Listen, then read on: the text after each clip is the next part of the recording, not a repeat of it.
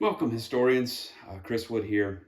You may see my name posted or my username is Jerry Wood, but don't believe it. It's a lie.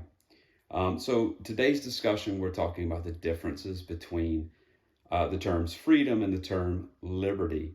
And we're going to go way back to antiquity to kind of define those two terms and compare and contrast the terminologies.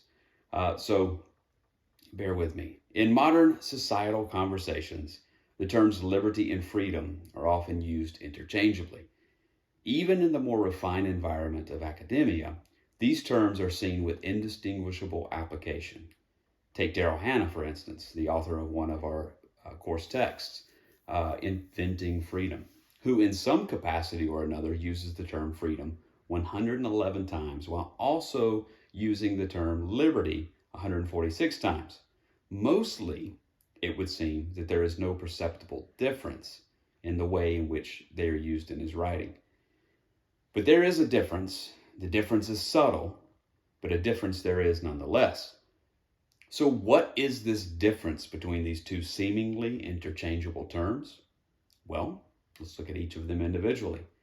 And in both cases, as I stated in the beginning, we shall consult two thinkers from antiquity, the Greek philosopher Aristotle and the Roman statesman and philosopher Cicero. We'll start with Aristotle and his definition of the term freedom. Maura Walsh refers to Aristotle in defining the term as the capacity to direct oneself to those ends which one's reasons rightly recognizes as choice-worthy. Basically, you as the individual citizen are able to make choices from options of your own choosing. You not only get to decide what you want from the list, but you also get to make the list itself. Contrast this Aristotelian view of freedom with that of the Ciceronian definition of liberty. Jeff Kennedy references noted historian of Roman antiquity, Chaim Wyszynski, who in turn is referencing Cicero defining liberty as capable of possessing rights of one's own, and this is possible only if one is not subjected to someone else's dominion. Liberty, therefore, consists in the capacity for the possession of rights and the absence of subjection. This concept of liberty introduces the awareness of an outside entity or force, one that, with the restriction of said liberty, imposes a dominion over another's rights. This awareness of an outside entity represents the basic difference between the terms freedom and liberty. Quintessentially, this is a difference in perspective. Freedom is the view of one's rights from a personal perspective. That is, what choices can I make that affect my own self? While liberty is the view of one's rights from an outside perspective. That is, what limitations or removal thereof are placed on another's choices. This subtlety in difference can be fleshed out in the following example. A man wakes up in the morning, decides what he will attempt to accomplish for the day.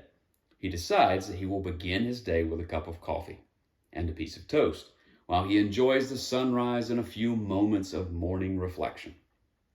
After his morning reflection, he decides that he wants to go to the gym for his daily workout. He's working on arms today. Following his workout, he showers, dresses for a day of work, packs his lunch, and heads off. All of these choices that he made to this point in the day are examples of this man's freedoms.